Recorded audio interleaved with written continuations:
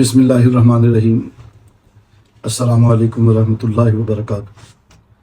قاتلان امام حسین علیہ السلام کا جو انجام ہوا اس حوالے سے بات چل رہی ہے، تو آج جو ویڈیو ہے وہ خولی بدبخت جس نے امام علی مقام علیہ السلام کا سر انور نیزے پہ چڑھا کر لے کر جو جا رہا تھا اور اپنے گھر میں گیا، جب یہ بدبخت سر مبارک اپنے گھر میں لے کر گیا، وہ جا کے تندور میں رکھ دیا۔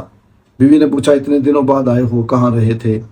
تو کہنے لگا کچھ باغی تھے، ان کے ساتھ لڑنے کے لیے گئے تھے۔ بیوی نے کھانا دیا، کھانا کھا کے سو گیا۔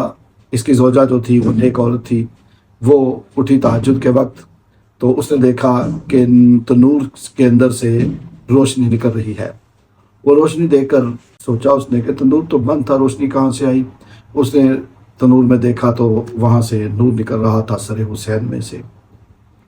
سر حسین کو جب دیکھا تو بڑی پریشان ہوئی، باہر نکالا، صاف کیا، اللہ سے معافی مانگی اور جھڑک کر اپنے شوہر کو اٹھایا، کہا بدبخت تو نے یہ کیا کیا؟ تو سیدہ فاطمہ زہرا سلام اللہ علیہا کے شہزادے کا سر کاٹ کے لایا ہے؟ تو کہتا تھا کہ باغیوں کے خلاف لڑنے کے لیے گئے ہوئے تھے۔ اللہ اکبر۔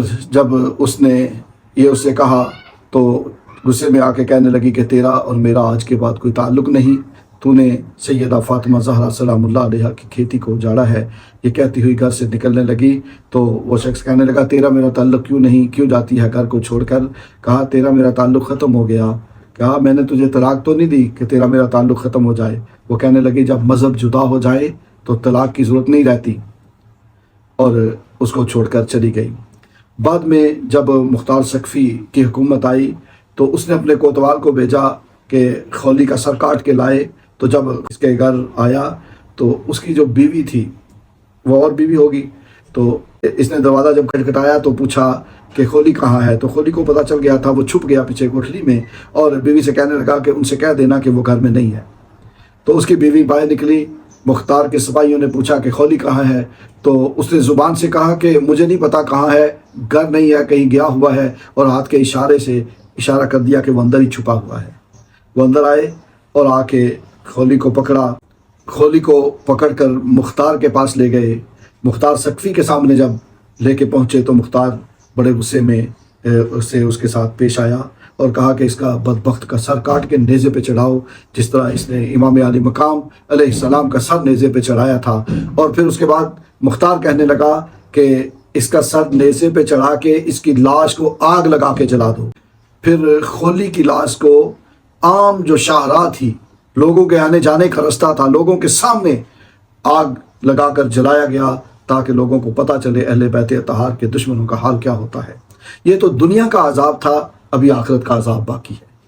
اللہ رب العزت ان بدبختوں کو اور عذاب میں مبتلا فرمائے، اور ان سے محبت کرنے والوں کو بھی جو یزید کی اور یزیدیوں کی حمایت کرتے ہیں، ان بدبختوں کو بھی عبرت کا نشان بنائے، اور ہمیں ہمیشہ دنیا میں اور آخرت میں امام علی مقام علیہ السلام کے محبین جو ہیں ان میں شامل فرمائے۔ اللہ تعالیٰ ہمیں بھی ان کی طرح جذبہ غیرت اسلامی عطا فرمائے۔